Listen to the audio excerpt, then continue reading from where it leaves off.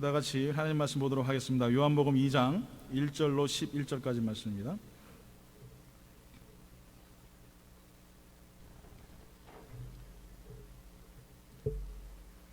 다 같이 일어나서 요한복음 2장 1절로 11절까지 말씀 다 같이 합독하도록 하겠습니다. 요한복음 2장 1절로 11절까지 말씀입니다. 시작. 사흘째 되던 날 갈릴리 가나에 혼례가 있어 예수의 어머니도 거기 계시고 예수와 그 제자들도 혼례의 청함을 받았더니 포도주가 떨어진지라. 예수의 어머니가 예수에게 이르되 저들에게 포도주가 없다 하니 예수께서 이르시되 여자여 나와 무슨 상관이 있나이까 내 때가 아직 이르지 아니하였나이다. 그의 어머니가 하인들에게 이르되 너에게 무슨 말씀을 하시든지 그대로 하라 하니라. 거기에 유대인의 정결 예식을 따라 두세 통 드는 돌 항아리 6이 놓였는지라. 예수께서 그들에게 이르시되 항아리에 물을 채우라 하신즉 아기까지 채우니 이제는 떠서 연회장에 갖다 주라 하심에 갖다 주었더니 연회장은 물로 된 포도주를 맛보고도 어디서 났는지 알지 못하되 물돈 하인들은 알더라. 연회장이 신랑을 불러 말하되 사람마다 먼저 좋은 포도주를 내고 취한 후에 낮은 것을 내거늘 그대는 지금까지 좋은 포도주를 두었도다 하니라. 예수께서 이 첫 표적을 갈릴리 가나에서 행하여 그의 영광을 나타내심에 제자들이 그를 믿느니라. 아멘. 기도하겠습니다. 하나님 감사합니다. 하나님의 은혜로 이 자리에 섰습니다. 아버지 하나님, 주의 말씀을 듣고 또 말씀을 전할 때에 성령으로 말씀하시고 또 성령의 말씀을 귀 기울일 수 있는 귀한 시간들 되게 하여 주시옵소서. 감사함이 예수님 이름으로 기도드리옵나이다. 아멘. 할렐루야. 한 주간 또 잘 지내셨습니까?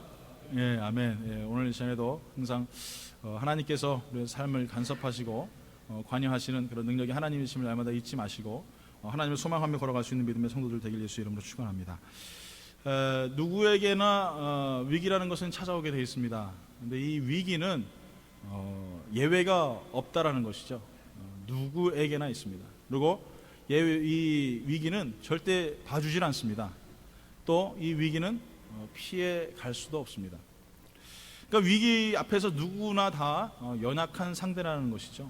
누구나 다 이 위기 앞에서는 부족하고 그렇기 때문에 그 위기를 바라보며 살아가는 우리들의 모습 가운데 항상 힘들고 어려운 또 위기감들을 느끼며 살아가는 그런 모습들이 우리들의 삶 가운데 있습니다. 근데 이 위기에는 두 가지의 위기가 있습니다. 첫째는 정상적인 위기가 있어요. 정상적인 위기. 정상적인 위기는 우리가 여러분 잘 아시다시피 아기의 출생, 어머니에게는 굉장히 위기죠. 그렇지만 어쩔 수 없는 것입니다. 또 젖을 이유기, 성장기와 사춘기, 진학, 졸업, 결혼, 정년퇴직, 노령 등 누구에게나 찾아오는 과정, 이것을 우리가 정상적인 위기다 이렇게 얘기합니다. 또 하나의 위기가 있습니다. 그것은 우발적인 위기입니다.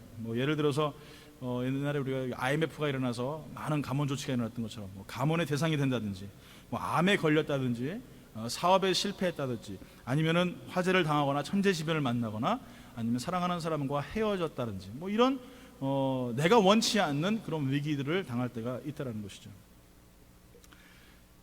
여러분 들으시면서 위기를 누가 피해갈 수 있겠습니까? 이런 천재지변의 일이라든지 아니면 삶 속에서 여러 가지 많은 어려움의 문제들 앞에서 이런 위기를 극복할 수 있는 여러분 자신에게 어떤 묘책이라든지 피해갈 수 있는 방법들이 있겠습니까? 절대 우리는 이 위기를 피해갈 수 없습니다. 위기에 처한 사람들에게는 두 가지 반응이 나타납니다. 첫 번째 반응은 어떤 사람은 부정적인 반응이 있다는 것이에요. 근데 이 부정적인 반응의 문제는 뭐냐면 삶을 파편화시켜버리는 거예요. 다 부셔버리는 거예요. 위기에 처해졌을 때 나 같은 게 내가 뭘 할 수 있겠어. 나는 이것밖에 안 돼. 이런 부정적인 생각을 하게 되는 것이죠. 근데 긍정적인 사고를 하는 사람이 있습니다. 이 긍정적인 사고를 가지고 사는 사람은 모든 삶의 환경과 그 모든 조건들을 알기 때문에 그 삶의 위기를 감사함으로 넘어갈 수 있는 삶을 더욱더 안정적이고 편안하게 이끌 수 있는 삶을 살 수 있게 되는 것이죠. 그러니까 위기를 관리하는 과정에서 인생은 더욱더 성장하고 또 위기를 어떻게 우리가 이겨나가느냐에 따라서 더 많은 발전과 많은 것들을 발견할 수 있게 되는 것입니다. 토마스 쿤이라는 사람은 이렇게 얘기했습니다. 위기가 중요한 것은 도구를 바꿔야 할 때가 되었음을 암시하기 때문이다 라고 이렇게 얘기했습니다. 여러분, 우리가 위기에 닥치면은 이제 나의 인생이 끝이야, 나의 인생은 이것으로 이제는 마침표를 찍었어 라고 생각하는 것이 아니라, 위기가 찾아온 것은 나의 인생에 이제는 새로운 도구로 바꿀 때가 되었다라고 생각하라는 것이죠. 사랑하는 성도 여러분, 위기는 언제나 배움의 과정입니다. 그렇기 때문에 위기가 찾아왔을 때 여러분 결코 낙심하거나 여러분 좌절하시거나 그 자리에 앉아서 눈물 흘리지 마십시오. 이제 나에게 새로운 도전이 생겼고 새로운 용기가 생겼고 새로운 발전이 있다라고 믿고 여러분 긍정적인 사고를 가지고 앞으로 전진해 나갈 수 있는 그런 성도가 되어야 될 줄 믿습니다. 오늘 성경에 봤더니 읽은 말씀 가운데에 위기를 당한 사람이 있습니다. 바로 누굽니까? 혼인잔치죠. 혼인잔치집. 여러분이 포도주가 떨어졌는데 마켓 가면 사면 되지 이렇게 생각하실 수 있겠지만, 이 가나라는 곳은요 포도주 생산으로 아주 유명한 곳입니다. 포도주가 저는 이제 잘 모르겠지만 한국 포도주하고 이 가나 포도주하고 비교하면 가나 포도주가 굉장히 부드럽고 달다고 합니다. 그래서 굉장히 좋은 포도주인데, 그래서 이 지역에 있는 사람들은 가나에 있는 포도주를 사질 않습니다. 왜냐하면 직접 생산을 하기 때문에 매해마다 그 생산한 포도주를 가지고 그것을 갖다가 이 저장을 하게 됩니다. 그러니까 돈을 주고 살 일이 없죠. 특히 이제 결혼식을 치러야 될 가정이 있다든지 그럴 때는 그 포도주를 미리 준비해 놓습니다. 근데 여러분 지금 어떻습니까? 성경에 봤더니 이 포도주가 동이 나 버렸어요. 여러분 이 문제에 대해서 여러분 잘 생각해 보십시오.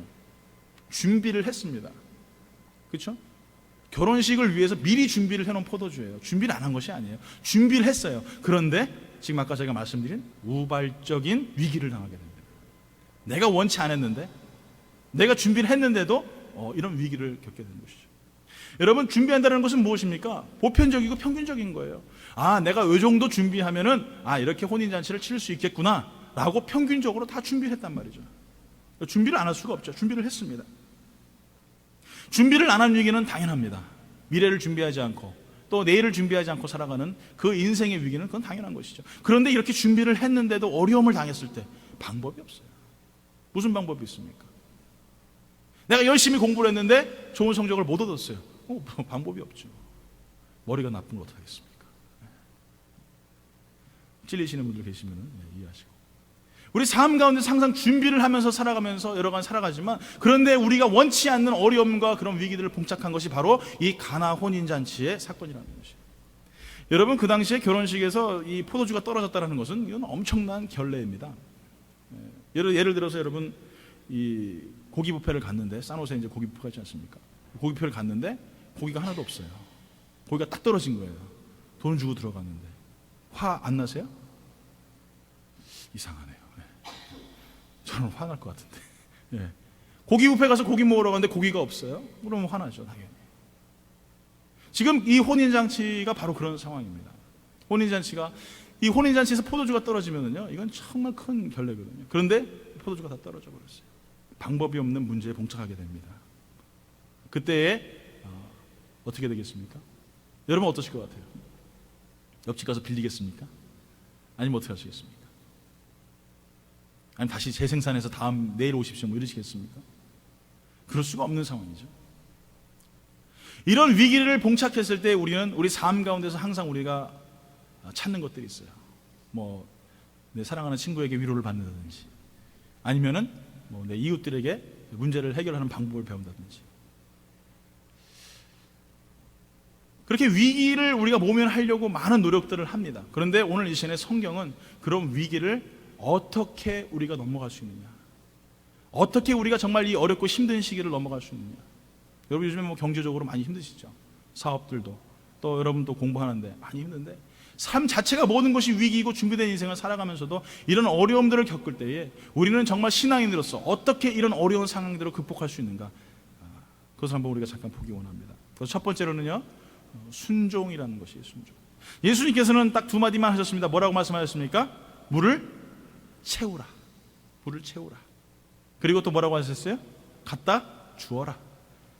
너무 심플하지 않습니까? 물을 채워라, 갖다 주어라. 예수님 그렇게 말씀하셨어요. 근데 성경은요 다 심플해요. 가만히 보니까 항상 기뻐하라, 쉬지 말고 기도하라, 범사에 감사하라, 그렇게 말씀하셨잖아요. 너희들이 구한 것은 받은 줄로 믿으라. 그럼 다 받은 거예요. 성경의 모든 내용들 하나하나 글자를 바라보십시오. 막 복잡하게 무슨 수학 공식이 무슨 파이가 이렇게 되고 루트가 이렇게 돼가지고 말입니다. 곱하기 나누기 이런 거 없습니다. 성경 아주 심플합니다. 하나님을 믿으니 곧 나를 믿으라. 나를 본 것이 곧 아버지를 본 것이다. 아주 심플하게 성경을 이야기합니다. 예수님 오늘 이 시간에 뭐라고 말씀하시느냐? 아구까지 채워라. 그리고 갖다 주어라. 그런데 여기서 끝나는 것이 아니라 위기에 봉착한 사람들의 행동이라는 것이죠. 그러니까 순종의 가장 중요한 것은 무엇이냐면은 예수님께서 말씀하셨을 때에 그 말씀을 액션으로, 행동으로 옮기는 자세들이 필요하다는 거예요. 오늘 여러분, 물의 화학기호가 뭡니까? H2O. 야, 예, 똑똑하시네. 그럼 포도주의 화학기호는? 예, CH3CH2OH입니다. 여러분, H2O에서 CH3CH2OH로 여러분 바꿀 수 있습니까? 대답들을 안 하세요? 오늘 다 꿀 드시고 오셨나? 예. 오늘은 이렇게 다들 졸리신 눈으로. 예. 화학기호 H2O에서 CH3CH2OH로 바꿀 수 없습니다. 불가능합니다. 할 수가 없습니다. 그런데 예수님께서는 바꾸셨어요. 예수님께서 말씀 한마디로 모든 것을 행하시고 병자들을 고치고 정말 사망에 걸리던 자들을 회복시키시고 정말 모든 질병을 고치신 것 같이 오늘 이 시간에도 말씀 한마디로 모든 것을 행하셨는데 그 과정 속에서 누가 있었느냐 하면 바로 우리의 믿음이 있어야 된다는 것이죠. 그것은 곧 순종이라는 거예요. H2O에서 CH3CH2OH로 바꿀 수 있는 과정이 아무것도 없습니다. 바꿀 수 없지만 중요한 것은 무엇이냐 하면은 바꿀 수 없는 상황에도 황당한 그 하나님의 어떤 그 과정 속에서도 하나님께서 말씀하시는 어떤 황당한 말씀 속에서도 우리가 해야 할 것은 오직 순종뿐이라는 것이죠. 이게 신앙의 키포인트는 무엇이냐? 바로 순종이라는 거예요. 히브리서 11장 8절에 이렇게 말합니다. 믿음으로 아브라함은 부르심을 받았을 때에 순종하여 장래의 유업으로 받을 땅에 나아갈새 갈 바를 알지 못하고 나아갔으며, 이렇게 말하고 있어요. 아브라함이 지금 하나님께서 말씀하셨습니다. 갈대우를 떠나 내 친척 내 아비 집을 떠나라 말씀하셨을 때 아브라함이 갈 바를 알지 못했어요. 그런데 하나님 가라 하시니까 자, 짐 싸가지고 갑니다. 이런 모습이 또 어디서 나오냐면 바로 아들 이삭을 바칠 때 나옵니다. 하나님께서 말씀하시면 아브라함은 바로바로 즉각 순종하는 거예요. 히브리서 11장 17절에서 19절 이렇게 말하죠. 아브라함은 시험을 받을 때에 믿음으로 이삭을 드렸으니 그는 약속들을 받은 자로 돼 그 외아들을 드렸느니라. 그에게 이미 말씀하시기를 내 자손이라 칭할 자는 이삭으로 말미암으리라 하셨으니 그가 하나님이 능히 이삭을 죽은 자 가운데서 다시 살리실 줄로 생각한지라. 비유컨대 그를 죽인 자 가운데서 도로 받은 것이니라. 그러니까 아브라함이 아들 이삭을 바칠 수 있었던 것은 하나님께서 다시 그를 살리실 것이라는 아브라함의 믿음이 있었다는 것이죠. 여러분, 우리 삶 가운데서 하나님께서 포도주를 아구까지 채우라고 말씀하시는 그런 여러분에게 많은 숙제를 주실 때가 있어요. 왜 하나님 나를 이렇게 만드시죠? 하나님 나를 왜 이렇게 어렵게 하시죠? 하나님 나를 왜 이렇게 낙심되게 하시죠? 하나님 나를 이렇게 곤란하게 하십니까? 라고 하는 상황들이 우리 삶 가운데 있다라는 것이죠. 그런데 우리가 해야 될 것은 무엇이냐면은 말씀을 믿고 그 말씀 속에서 순종해야 된다는 거예요. 그것이 무엇이냐? 믿음이라는 것이죠. 오늘 사랑하는 성도 여러분, 여러분의 삶 가운데서 하나님이 진정 원하시는 것이 무엇이라고 생각하십니까? 아름답게 치장하고 멋진 옷을 입고 명품 가방을 들고 이 자리에 앉아서 하나님 앞에 그냥 멋있는 목소리로 노래나 부르고 종교 행사로 마치고 집에 돌아가는 것을 원하시는 것이냐? 하나님께서 말씀하시지 않습니까? 사울에게 순종이 제사보다 낫다. 우리에게 원하시는 것은 하나님 제사가, 물론 제사를 제가 무시하는 게 아닙니다. 예배를 무시하는 것이 아닙니다. 예배, 하나님 앞에 예배 드리는 것 가운데 가장 더 중요한 것은 무엇이냐면 그 말씀 앞에 순종할 수 있는 정말 순수한 아름다운 온전한 우리의 믿음이 있어야 된다는 거예요. 여러분, 유럽의 왕들이 타는 말을 선반하는 여러분 과정을 아십니까? 사우디아라비아에서 월등한 말들을 모읍니다. 제가 한번 그 어떤 분이 소셜 네트워크에 이렇게 말을 한 마리 이렇게 딱 사진을 찍어서 올렸는데 저는 이게 말인지 몰랐어요. 무슨 말이 그냥 그렇게 예쁜지 모르고 저보다 더 잘생겼어요. 저도 웬만큼 잘생겼는데 말이 그냥 얼마나 그냥 멋지, 그냥 뭐 그 털에서 기름기가 줄줄줄줄 흐르고요. 보기만 해도 아주 그냥 너무 사랑스럽게 잘생겼더라고요. 근데 이 사우디아라비아에서 월등한 말, 유럽의 왕들이 타는 말은 아무나 이 말이 되는 게 아니지 않습니까? 그래서 사우디아라비아에서 말을 공수해가지고 말을 훈련시킵니다. 그래서 말들을 훈련시킬 때 이제 그 조련사가 휘스를 이렇게 슉 불면은 말이 뭐 움직이다가도 그 조련사 앞으로 오게 돼 있어요. 이렇게 훈련을 계속합니다. 그러다가 말을 한 3일 동안 이제 굶겨요. 그리고 사막에 내어 던져 버립니다. 그럼 먹을 것도 없고 물도 없고 아무것도 없지 않습니까? 그때 이제 그 말들을 다시 데리고 와서 그 강가에다가 말을 풀어놓습니다. 그럼 말들이 얼마나 배가 고프고 목이 마르겠어요. 그러면 막 쏜살같이 강가로 막 달려가죠. 그때에 조련사가 휘슬을 샥 붑니다. 그럼 어떻게 되겠어요? 그동안 휘슬을 불면 돌아왔던 말들도 물을 보면은 이제 막 눈이 막 뒤집히는 거죠. 가가지고 이제 물들을 막 먹고 막. 근데 그 중에서 조련사가 휘슬을 했는데 오는 말들이 있다고 합니다. 그 말들을 유럽의 왕들이 타는 말이라고 이렇게 합니다. 그래서 조련사들이 그 말에 낙인을 이렇게 찍는다고 해요. 왕을 섬기기에 합당한 말이다. 왕을 섬기기에 합당한. 여러분, 제가 이 비유 말씀을 드린 것은 우리들에게 필요한 우선순위가 분명히 있다는 거예요. 지금 말처럼 목이 마릅니다. 우리 삶 가운데서 갈급합니다. 나에게 지금 돈도 필요하고요, 경제적인 문제가 해결돼야 되고요, 나의 삶 가운데 모든 것들이 해결돼야 될 많은 문제들이, 그렇지만 그것이 보이기 때문에 나는 열심히 일도 하고 열심히 공부도 합니다. 그런데 더 중요한 것은 무엇이냐면은 조련사의 휘슬을 들어야 된다는 거예요. 예수 그리스도의 그 음성을 들어야 된다는 거예요. 그분이 우리에게 말씀하실 때, 그분이 멈추라고 하면 멈출 수 있는 믿음이 있을 때, 순종함이 있을 때에 바로 우리가 그 말에게 왕을 섬기기에 합당한 말이라는 칭함을 받는 것처럼 왕을 섬기기에 합당한 사람이라는 칭호를 받을 수 있다는 것이죠. 그 아브라함이 하나님께서 창세기 22장에 그 말씀하신 것처럼 하나님께서 뭐라고요? 네가 나를 경외하는 줄을 이제 알았노라. 아들 이삭을 바치면서 정말 하나님께서 그를 회복시키실 것이라고 믿으면서 칼을 들어쓰고 그를 죽이려 하는 그 믿음을 보셨을 때에 하나님께서 그에게 말씀하신 거예요. 네가 나를 경외하는 줄을 이제 알았노라. 여러분, 하나님께서 계속적으로 우리에게 순종하게 하시려고 우리에게 어렵게 하십니다. H2O를 CH3, CH2, OH로 바꾸는 그런 어려운 과정의 숙제들을 내놓을 때가 있습니다. 난 해결할 수 없고요, 나는 그 문제를 풀 수도 없습니다. 그런데 우리가 해야 할 것은 무엇이냐 하면은 그분 앞에서, 그 음성 앞에서 우리가 순종하며 나아가야 된다. 그런 성도가 되길 예수 이름으로 축원합니다. 아멘? 아멘. 여러분, 그래야 돼요. 그것이 정말 하나님을 섬기기에 합당한 사람이라는 것이죠. 여러분, 그들이 순종했을 때에 여러분 진정한 하나님의 축복이 있었어요. 여러분, 여러분들에게 정말 필요한 우선순위의 순종은 무엇입니까? 그것이 예배의 회복일 수 있습니다.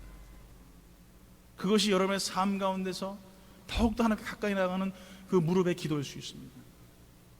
우리는 자꾸 이 무엇인가, 세상의 어떤 그런 잠깐 찰나에 사라질 문제들과 하나님과의 어떤 그 관계 속에서 그것을 바꾸려고 자꾸 노력합니다. 여러분, 그러지 마세요. 진정으로 내가 하나님 앞에 해야 할 것이 무엇인지를 여러분 먼저 기억하세요. 여러분, 공부하는 거 참 좋습니다. 열심히 공부하십시오. 돈 버는 거 정말 좋습니다. 열심히 돈도 버시고, 여러분 가정에서 맛있는 음식을 꾸려나가고 아름다운 가정을 꾸려나가는 거 정말 정말 중요합니다. 그런데 가장 중요한 키포인트는 무엇이냐면 하나님 안에서 행하라는 것이죠. 그분 안에서 내가 돈을 벌고, 그분 안에서 내가 공부하고, 그분 안에서 내가 감사하며 살아가면서, 그것이 진정한 순종의 의미라는 거예요. 여러분, 오늘 이 시간에 우리가 예배드리며 이 자리에 나왔습니다. 왜 나왔습니까? 어쩔 수 없어서? 그거 아니죠. 정말 내가 하나님을 사랑하기 때문에, 내가 이날은 거룩한 주일이기 때문에 내가 성수주의라는 거예요. 그런데 이날은 내가 안식하고 하나님 앞에서 기뻐하는 거예요. 잔뜩 숙제 몰아놓고 주일날 하는 것이 아니라, 이날 노는 날이니까 그동안 열심히 놀았으니까 주일날 내가 숙제해야지, 이런 것이 아니라 정말 내가 그 속에 안식하면서 하나님의 평안을 누리는 것이에요. 여러분, 진짜 우리가 안식일의 의미를 여러분 기억하세요. 오늘 사랑하는 성도 여러분, 그것이 여러분의 삶 가운데 11조일 수도 있습니다. 없는 중에 정말 드리기 얼마나 힘들어요. 제가 미국에 처음 왔을 때 돈을 벌었는데 2,000불도 안 되게 돈을 벌었어요. 돈 얼마 되지도 않지 않습니까? 근데 그거 가지고 11조를 떼고 계산을 해보니까 생활비가 무슨 한 100불 이렇게밖에 안 남아요. 렌트비 내고 유틸리티비 내고 차 페이먼트 내고 그러니까 그거 가지고 먹고 살겠습니까? 그때 제 마음속에 들었던 시험이 바로 11조예요. 이거 하나님 안 드리면 안 될까요? 하나님, 제가 좀 다음 달에 좀, 아니면 돈 좀 여유가 생기면 드리면 안 될까요? 참, 저도 보면은 참 속물이죠. 하나님의 것인데 그런 마음이 들었단 말이죠. 여러분, 이렇게 우리가 작은 문제 앞에서 하나님 앞에 우리가 순종하며 결단해야 될 문제들이 항상 있습니다. 하인들이 저 양반 좀 정신 나가신 거 아니야? 거기다 항아리에다 왜 물을 채우라고 그러나? 그렇게 얘기할 수 있잖아요. 근데 그들은 순종을 했단 말이에요. 말씀 앞에 순종을 하고 예수 그리스도의 권위 앞에 순종을 했단 말이에요. 여러분이 하나님을 하나님 되게 하는 것은, 하나님이 나의 왕 되게 하시는 것은 순종하는 거예요. 그의 어미름 앞에 여러분 순종하시고 그의 창대하심 앞에 여러분 순종하십시오. 하나님의 생각과 우리의 생각은 다르지 않습니까? 그분의 뜻과 우리의 뜻은 다릅니다. 그분이 원하시는 대로, 그분이 행하시는 대로 우리가 걸어가며 나아갈 때에 하나님께서는 우리에게 진정한 하나님의 축복의 역사들을 이룰 수 있는, 위기를 믿음으로 넘어갈 수 있는 그런 축복들이 삶 가운데 이루어지게 하신다는 거예요. 또 두 번째, 이 위기를 우리가 극복할 수 있는 가장 중요한 키포인트입니다. 그것은 무엇이냐 하면 바로 그리스도가 그 현장에 계셔야 된다는 거예요. 여러분, 성경의 어떤 역사들을 가만히 보십시오. 그 자리에 항상 누가 계셨어요? 하나님이 계셨어요. 나사로가 죽었을 때 그 현장에도 예수님이 계셨고요, 그 살아날 때도 예수님이 그 현장에 계셨고요, 예수님께서 모든 과정 속에서, 병 고치는 자 삶 속에서도 항상 그 현장에 계셨습니다.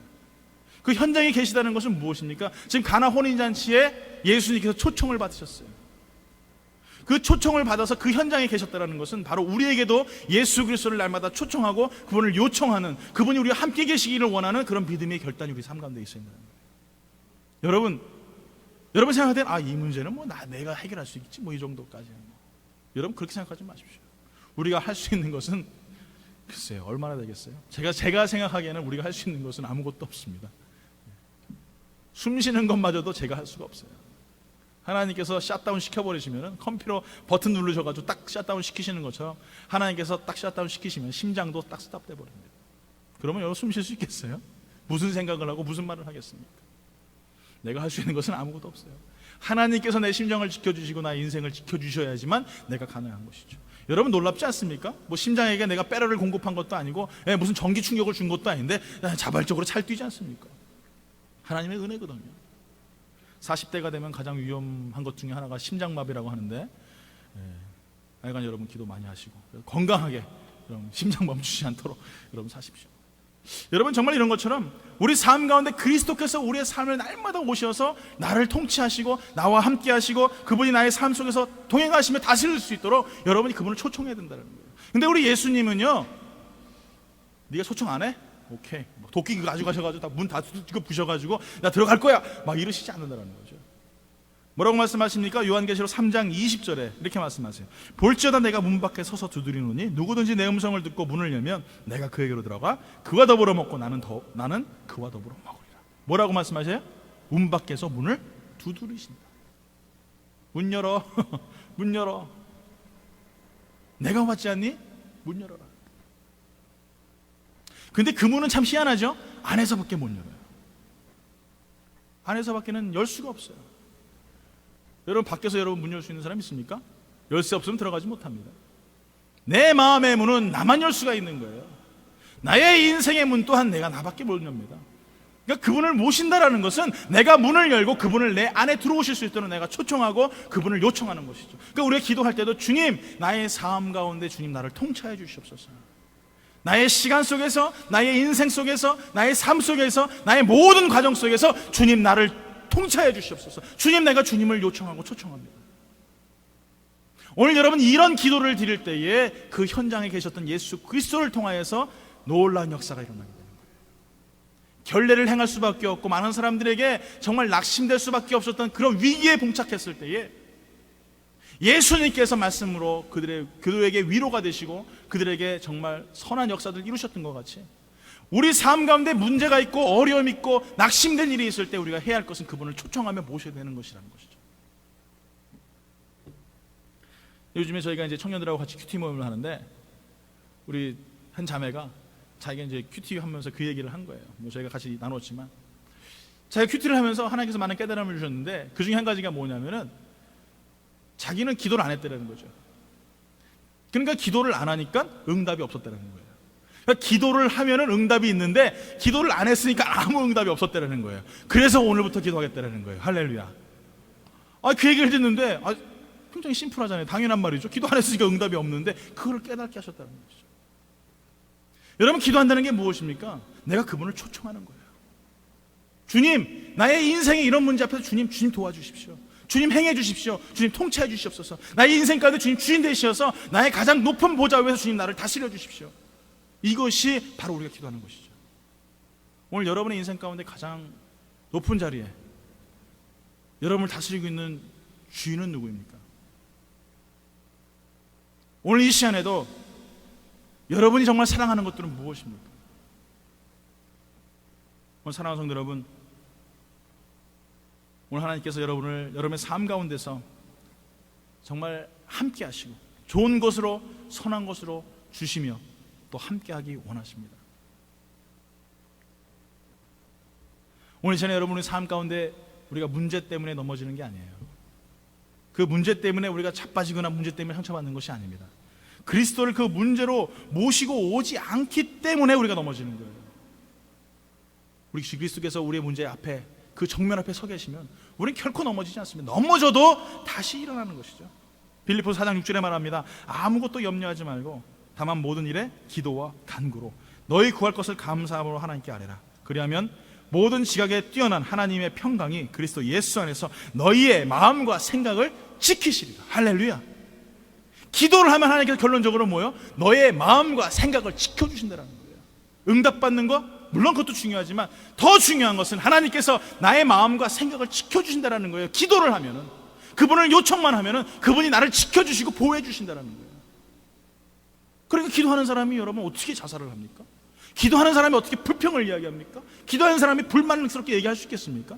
그리스도께서 나의 주인 되셔서 나를 동행하시고 나를 통치하시는데 어떻게 우리가 좌절 섞인 이야기를 하고 근심 섞인 이야기를 하면 그건 거짓말이에요. 여러분 그렇지 않습니다. 그리스도와 동행하는 사람은 감사합니다. 할렐루야.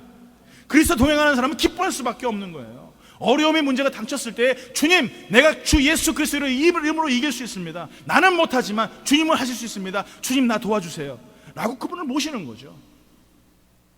우리 삶 가운데 예수를 초청하지 않으니까 자꾸 문제가 점점 커 보이는 거고 그 위기 가운데 더 위기감을 느끼는 거 아닙니까?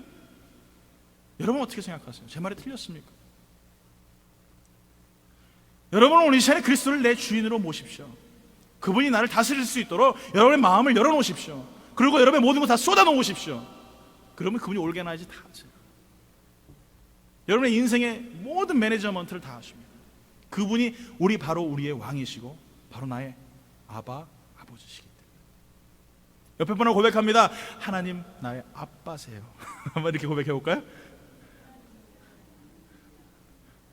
좀 이렇게 다정스럽게 정말 하나님 나의 아버지시잖아요, 그렇죠? 근데 우리가 물론 이제 좀 예의 바른 집, 뭐 약간 좀 부모님하고 부담스러운 집은 아버님 뭐 이러시든 그동안 안녕히 주무셨습니까? 뭐 새벽에 문안 인사드리고 뭐 그럴지 모르겠지만 우리 보통 그냥 아빠라고 그러지 않습니까? 아빠. 예, 우리 아버지를 우리 너무 멀리 생각하지 마시고 한번 우리 하나님은 나의 아빠이십니다. 한번 이렇게 인사하겠습니다. 시작. 예. 믿으십니까? 네, 정말 좋으신 나의 아빠예요. 내가 그분을 모시기만 하면, 내가 그분에 나가기만 하면 그분이 나를 도와주신단 말이죠. 제가 지난번에도 말씀드렸지만 옛날에 제가 저렇게 생긴 것 같지 않게 아주 이렇게 좀 개굴졌어요. 그래서 맨날 그냥 아이들 때리고 다니고 막 괴롭히고 다녔습니다. 네. 어렸을 때, 지금 말고 어렸을 때. 지금은 안 때립니다. 걱정하지 마십시오. 네. 그러면 애들이 문 앞에 딱 나오다가 저를 딱 만나면은요 도망가 버려요. 집으로 막. 그러고 나서 뭐라고 얘기하면은 아빠 하고 들어가요. 그러면 저는 제가 어떻게 하겠어요? 제가 따라 들어갑니까? 아빠 그러는데 도망가죠. 아빠가 나올까 봐. 아빠에게는 그런 능력이 있습니다. 할렐루야. 나의 하나님 아버지, 내가 어려움 당하고 괴로움 당하고 마귀가 나를 공격하고 시험하고 나를 괴롭게 하고 나를 때릴지에 우리가 고백하게 무엇이라고요? 아빠. 힘차게 부르세요. 그러면 그분이 나오셔서 어떤 놈이야? 누가 내 아들을 괴롭혀? 그 누구도 여러분 우리를 넘어뜨리거나 그 누구도 우리를 괴롭힐 수 없음을 예수의 이름으로 믿으시기를 축원합니다. 여러분 그 능력으로 사셔야 되는 거예요. 나는 초라하지만, 나는 연약하지만 맨날 맞고 다니고 맨날 부족하고 쓰러질 것 같지만 그러나 나의 아버지는 강하시기 때문에 우리가 믿음으로 나아갈 때에 승리할 수 있는 하나님의 놀라운 축복을 우리 삶 가운데 있을 줄 믿습니다. 놀라운 사실은 또한 이 위기는 결코 나쁜 것만은 아니라는 것이죠. 이 위기를 통하여서 우린 더 많이 성장할 수 있습니다. 아까 제가 서론에 말씀드린 것처럼 새로운 도구로 바꿀 수 있는, 새로운 옷을 갈아입는 그런 시기가 바로 위기라는 것이죠. 그러니까 이걸 어떻게 생각하느냐? 야, 위기는 나의 인생의 끝이다 라고 마침표로 생각하는 사람들은 그것이 끝이에요. 그러나 이 위기는 나에게 새로운 도전이다, 쉼표로 생각하시고 다시 쉬었다가 일어날 때에 하나님의 역사가 일어나는 축복이 일어난다는 거예요. 고린도후서 4장 7절에서 10절까지 말씀이 굉장히 제가 좋아하는 말씀이에요. 한번 우리 다 같이 한번 읽어볼까요? 시작. 우리가 이 보배를 질그릇에 가졌으니 이는 심히 큰 능력은 하나님께 있고 우리에게 있지 아니함을 알게 하려 함이라. 우리가 사방으로 우겨쌈을 당하여도 쌓이지 아니하며 답답한 일을 당하여도 낙심하지 아니하며 박해를 받아도 버림받지 아니하며 거꾸로 튀김을 당하여도 망하지 아니하고 우리가 항상 예수의 죽음을 몸에 짊어짐은 예수의 생명이 또한 우리 몸에 나타내게 합니다. 할렐루야. 우리가 예수 그리스도를 보배를 질그릇에 가졌단 말이에요. 질그릇이 뭡니까? 이거 참 얼마나 이게 싸구려 그릇이에요. 집어던지면 깨지는 그릇, 보기 아주 흉한 그릇, 이게 바로 나란 말이죠. 그런데 그 보배를 어디에 담았다고요? 나 같은 질그릇에 담았단 말이에요. 그렇기 때문에 뭐라고요? 내가 사방으로 우겨 쌓임을 당하여도 쌓이지 아니하고 답답한 일을 당하여도 낙심하지 아니하고 박해를 받아도 버림받지 아니하고 거꾸로 튀김을 당하여도 망하지 아니한다, 이것 말이에요. 할렐루야. 누구 때문에? 예수님 때문에. 그분이 나와 함께 계시고 나 같은 질그릇 가운데 그 보배를 담았기 때문에 나는 결코 이 위기 가운데 넘어지지 않는다는 것이죠. 오늘 사랑하는 성도 여러분, 이것이 하나님의 약속 있는 말씀입니다. 여러분 이 말씀을 믿고 나아가십시오. 오늘 저는 요한복음 말씀을 아까 읽으면서 이 말씀을 묵상할 때 하나님께서 제 마음속에 이런 마음을 주셨어요. 요한복음 2장 3절. 아마 믿음이 없는 사람들, 정말 이 위기를 믿음으로 극복할 수 없을 것이라고 생각했던 사람은 아마 요한복음이 2장 3절까지 밖에 없을 것입니다. 볼까요? 포도주가 떨어진지라. 포도주가 떨어진지라. 그리고 끝이에요. 믿음이 없는 사람들은, 정말 이 기회는 정말 나의 인생의 끝이다라고 생각하는 사람들은 바로 포도주가 떨어진지라 하고 끝나는 거예요. 그러나 믿음의 사람들은 오늘 읽었던 말씀처럼 요한복음에 있었던 그 말씀, 요한복음 2장 1절부터 11절까지 우리가 읽었던 그 말씀, 그 모든 것들이 나의 삶에 적용이 되고 그 말씀을 통하여서 하나님의 역사가, 이 위기가 내가 순종함으로 말씀 가운데 나아감으로 예수 그리스도와 함께 성취되는 역사를 만끽하는 역사가 일어난다는 것이죠. 사랑하는 성도 여러분, 여러분들은 요한복음 2장 3절로 끝나는 인생입니까? 포도주가 떨어진지라. 나의 인생이 인생 끝났는지라. 난 아무것도 할 수 없는지라. 돈도 없고 가진 것도 없고 배운 것도 없어서 이제는 인생 끝내리라. 그렇지 않아요. 믿음의 사람들은 요한복음 2장 3절을 뛰어넘고 하나님의 놀라운 역사를 이루는 하나님의 믿음의 역사가 우리 삶 가운데 있을 줄 믿습니다. 오늘 사랑하는 성도 여러분, 인생이 좌절되고 실망되고 낙심될지라도 여러분 결코 포기하지 마십시오. 우리 하나님께서 우리와 함께 계심을 통하여서 우리는 결코 실망하거나 좌절할 일이 전혀 없습니다. 오직 예수 그리스도를 소망하면서 십자가를 바라보면서 포도주가 떨어진지라로 인생을 끝나는 자들이 아니라 순종함으로 예수 그리스도를 초청함으로 놀라운 역사와 기적들을 만끽하며 날마다 새로운 사도행전을 써가는 하나님의 놀라운 역사들을 이루는 하나님의 능력 있는 하나님의 일꾼들 되기를, 정말 인생의 위기가 닥쳤을 때에 그의 말씀으로 승리할 수 있는 하나님의 자녀들 되기를 예수의 이름으로 축원합니다. 아멘. 하나님 찬양하며 원합니다. 나의 영혼이 잠잠히 하나님만 바라며. 우리 가사를 깊이 묵상하면서 은하페이션에 찬양하도록 하겠습니다.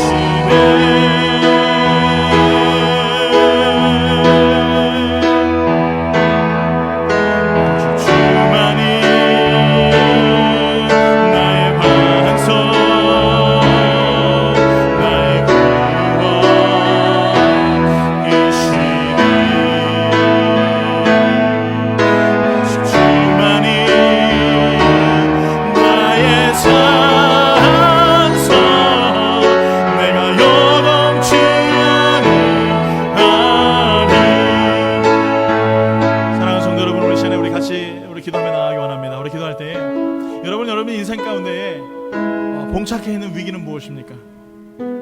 여러분, 지금 여러분이 감당해야 될 수많은 어려움들과 문제들은 무엇입니까? 여러분, 분명한 것은 그 위기와 문제들은 내가 해결할 수 없다라는 거예요. 아주 작은 것일지라도 내 능력 가지고 행할 수 없다라는 것입니다. 우리가 할 수 있는 것은 여러분이 가지고 있는 그 위기를 십자가 앞에 쏟아놓는 것입니다. 여러분, 정말 이 세상이 힘드시죠? 문제 때문에 답답하고 괴롭죠? 그러나 여러분, 이제는 그 말씀에 여러분 순종하십시오. 십자가 앞에 여러분이 가지고 있는 모든 문제들을 내려놓으십시오. 여러분, 기억하지 마십시오. 아예 하나님 행하실 수 있도록 여러분 생각조차 하지 마십시오. 오늘 여러분, 그때 하나님께서 여러분 모든 문제를 해결하시고 통제하실 줄 믿습니다. 여러분, 이제는 여러분 마음에 있는 것들을 다 쏟아놓으세요. 고난과 환난과 핍박과 낙심됨과 인생의 모든 어려움들을 여러분 쏟아놓으세요. 십자가 앞에 다 내려놓으십시오. 그리고 여러분 가져가지 마세요. 이거 주님 겁니다. 주님 맡아주시고 주님 해결해주세요. 주님 통치해주세요. 오늘 이 시간에 가지고 있는 모든 문제를 하나님 앞에 쏟아놓으면서 주님이 해결하실 것을 믿고 오늘 이 시간에 간절히 하나님 앞에 우리 기도하기 원합니다. 같이 기도하겠습니다. 할렐루야. 좋으신 아버지 하나님 감사합니다. 아버지 하나님, 우리 인생 가운데 수많은 문제들이 있습니다. 아버지, 답답한 문제들이 있습니다. 아버지, 그 일 때문에, 그런 문제들 때문에 너도 하나님 앞에 나아가지 못하고 하나님 기도하지 못함을 아버지 하나님 고백합니다. 아버지 하나님, 우리 시간에 주님을 더욱더 소망하게 하시고 예수를 소망하게 하시고 하나님 소망하며 전진해 나가시는 하나님의 자녀들 있으도록 하나님 역사하시고 인도하여 주시옵소서. 아버지 하나님의 인생 가운데 너무 멀리 떠나왔던 죄악의 모습들 주님 용서해 주시옵소서. 모든 위기가 어려움들 때문에 아버지는 정말 돌아온 탕자와 같이 다시 한번 주 앞에 나오며 우리 모든 문제를 쏟아놓습니다. 우리 걱정들을 쏟아놓습니다. 우리 자녀들을 쏟아놓습니다. 주님 맡아주시옵소서. 주님 해결하여 주시옵소서. 주님 우리 소망이십니다. 주님 우리 능력이십니다. 주님 우리 아무것도 할 수 없음을 고백합니다. 주님 예수 십자가 앞에 우리 모든 것을 내놓고 겸손히 머리 숙이며 주 앞에 나아가기 원하오니 주님 해결하여 주시옵소서. 오직 주만이 나의 반석이시고 오직 주만이 나의 구원이시고 오직 주만이 나의 산성이시기에 내가 요동치 않습니다. 아버지 하나님, 내가 흔들리지 않습니다. 너도 주의 말씀을 의지하며 걸어나가시는 하나님의 백성들, 하나님의 자녀들 되시도록 하나님 축복하시고 인도하여 주시옵소서. 믿음으로 쏟아놓습니다. 믿음으로 내려놓습니다. 모든 자존의 위기들, 근심의 위기들, 인생의 위기들, 학업의 위기들, 아버지 사업의 위기들, 아버지 경제적인 위기들, 가정의 모든 위기들, 아버지 나의 시간과 삶의 위기들을 예수 앞에 쏟아놓습니다. 주님 맡아주시옵소서. 예수의 이름으로 치유하시고 예수의 이름으로 회복시켜 주시어서 담대히 주의 말씀 앞에 순종하며 걸어가시는 하나님의 자녀들 되시도록 하나님 역사하시고 인도하여 주시옵소서. 주님, 오늘 이 가운데 주님의 능력을 구합니다. 주님 함께하여 주시옵소서. 주님 함께하여 주시옵소서. 오 주님 동차하여 주시옵소서. 주 예수를 소망하며 걸어가시는 하나님 백성들을 삼아주시옵시고 오 주님을 향하여 걸어가시도록 하나님 책임을 주시고 인도하여 주시옵소서. 오직 주의 능력으로 주의 소망을 바라며 걸어가기 원하오니 아버지 함께하시고 인도하여 주시옵소서. 오직 주님의 은혜 가운데 거하기 원하오니 아버지 하나님 시간을 열어주시옵소서. 날마다 주를 소망하시도록 하나님 역사하여 주시옵소서. 오 할렐루야. 주님 고백합니다. 주만 오직 주만이 나의 반석이심을 고백합니다. 할렐루야. 오직 주만이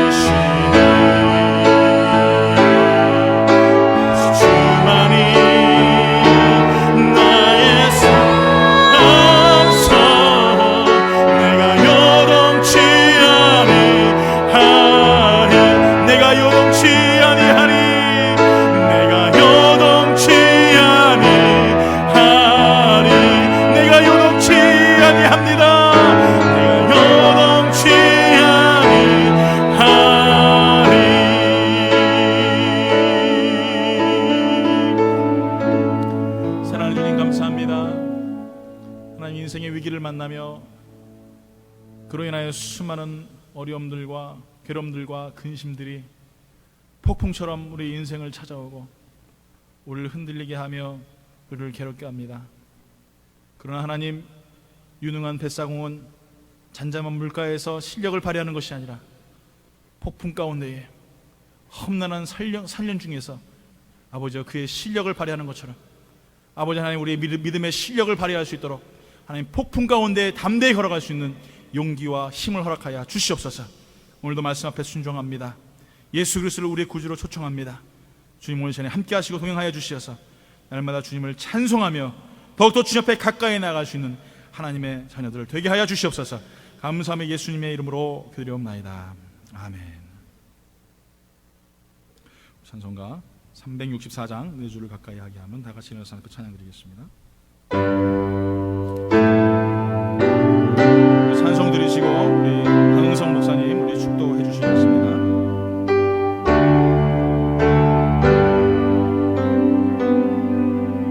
내 주를 가까이 하게 함은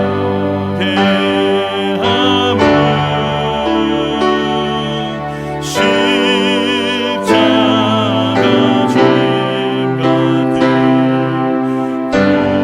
고생이나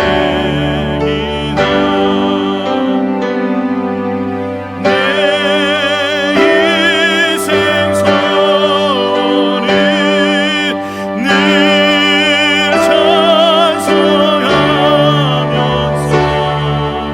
주께 더 나아가기 원합니다. 내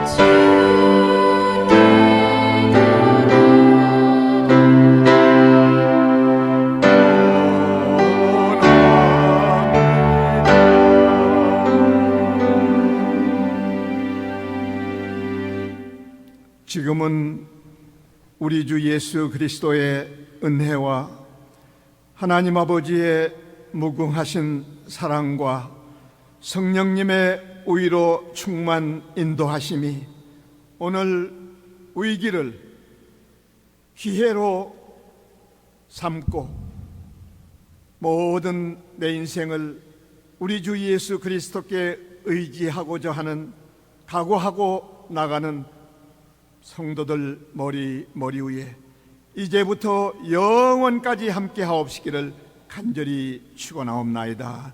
아멘.